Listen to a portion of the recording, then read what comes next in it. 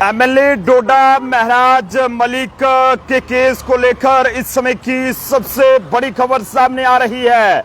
अगर आप भी महराज मलिक की कॉन्स्टिट्यूएंसी से ताल्लुक रखते हैं या फिर खासकर महराज मलिक के सपोर्टर हैं, महराज मलिक के चाहने वाले हैं, तो इस खबर को जरूर सुनिएगा और जितना हो सके ज्यादा से ज्यादा शेयर भी कीजिएगा।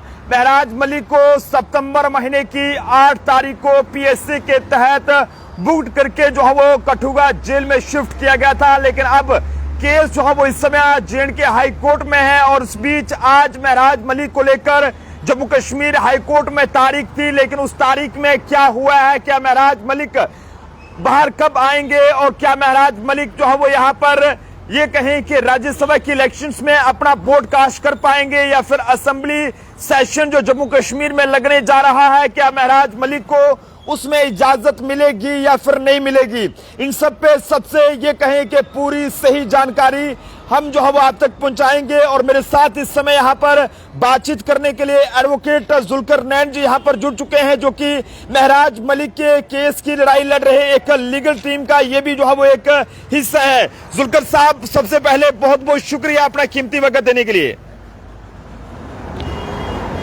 जी जुल्कर साहब, देखिए, ऐसा है कि आज महराज मलिक की डिटेंशन वाला जो मैटर है पीएसए का, वो ऑनरेबल जस्टिस संजय दर साहब के पास सप्लीमेंट्री में आइटम नंबर 155 लिस्टेड था, जिसमें महराज मलिक के लिए एक बैटरी ऑफ लायर पेश हुई, जिसको हेड कर रहे थे सीनियर एडवोकेट राहुल पंत साहब, उनके साथ advocate Sheikh Shakeel Ahmed, advocate Muzaffar Iqbal Khan, advocate Tariq Mughal, advocate Appu Singh Slathia और एम जुल्कर नैन चौधरी और एडवोकेट जोगिंदर सिंह ठाकुर महराज मलिक साहब की तरफ से पेश हुए।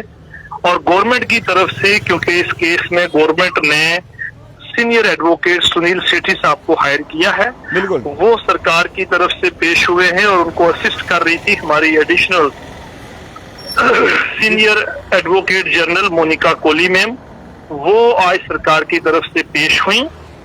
तो हमने जब पिटीशन दायर की थी तब इस केस में ये मालूम नहीं था कि क्या कोई असेंबली का सेशन जो है वो आने वाला है। जी। तो अब जब असेंबली सेशन आया तो उसको कंसीडरेशन में रखते हुए हमने एक नई एप्लीकेशन फाइल की है, जिसमें हमने ये कहा है कि एक तो महराज मलिक को अपकमिंग असेंबली सेशन अटेंड करने की इजाजत दी जाए, दूसरा हमने ये कहा है कि उसको जो राज्यसभा के लिए वोट कास्ट करना है उसकी भी इजाजत दी जाए। जी।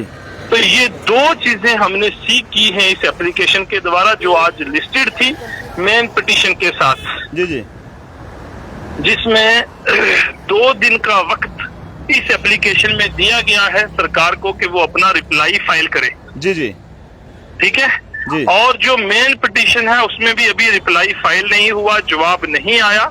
जो ये एप्लीकेशन है इसको दोबारा लिस्ट किया गया है इसी महीने की 18 तारीख को सैटरडे को सुनवाई के लिए। जी। जिसमें ये तय होना है कि क्या उसको असेंबली सेशन अटेंड करने की इजाजत देनी है और वोट डालने की इजाजत देनी है या नहीं देनी है। ये दोबारा से 18 तारीख को केस लग गया है। जी। ठीक है। और जो मेन पिटीशन है वो लिस्ट की है 7 नवम्बर के लिए। जी। मेन पिटीशन में भी रिप्लाई फाइल होना है और कहा है रिकॉर्ड भी साथ रखिए और रिप्लाई भी फाइल करके दोबारा केस जो है वो 18 को रखी है एप्लीकेशन और 11 नवंबर के लिए 7 नवंबर के लिए दोबारा से केस रखा है, जिसमें मेन डिसाइड होना है पीएसए की क्वाशमेंट को। तो ये सारी आज के केस की सारी जो कार्रवाई है मैंने आपके साथ शेयर की है और 18 तारीख को ये पता चल जाएगा कि कोर्ट क्या डिसाइड करता है, उसको असेंबली सेशन में जाने की इजाजत मिलती है या नहीं है। ये डिसाइड अभी 18 तारीख को होना है। जी, बहुत बहुत शुक्रिया जुल्कर नैन साहब ये जानकारी देने के लिए और बहुत बहुत शुक्रिया आपका। एडवोकेट जुल्कर नैन जी हमारे साथ थे और जिन्होंने इस पूरे केस को लेकर हम तक जानकारी साझा की है कि महराज मलिक का आखिर का जो है वो अब आगे के लिए क्या होगा। हालांकि महराज मलिक के समर्थक, महराज मलिक के चाहने वाले, सपोर्टर्स, मोहल्ले वाले जितने भी लोग हैं, उनके जो फैंस हैं, वो आज ये सोच रहे थे कि महराज मलिक आज रिलीज होंगे, लेकिन आज जिस तरह से जब ये वहां पर तारीख थी तो उस बीच जो सरकारी ये कहें कि वकील थे जो वहां पर डिस्ट्रिक्ट एडमिनिस्ट्रेशन डोडा की तरफ से किए गए थे, उनके द्वारा जो है वो इसमें टाइम मांगा गया है कि वो आगे के लिए उन्हें थोड़ा टाइम दिया जाए। 7 तारीख को वो इस पर जो है वो बहस करेंगे, यानी कि नवंबर महीने की 7 तारीख को दोबारा से तारीख जो है वो दी गई है और उस दिन ये बहस होगी। और उसी के साथ साथ 18 तारीख जो इसी महीने की है उस दिन जो है वो इस पर जो है वो ये देखा जाएगा कि क्या महराज मलिक को जो है वो अब असेंबली सेशन में शामिल होना है या नहीं होना है, या फिर ये भी देखा जाएगा कि महराज मलिक जो है वो राज्यसभा इलेक्शन का वोट कास्ट कर पाएंगे या फिर नहीं। आप सब लोग भी अपने अपने सुझाव जरूर दें। देखते रहें जम्मू ट्रिब्यून। कैमरा पर्सन अभिषेक के साथ नरेंद्र सिंह ठाकुर, जम्मू।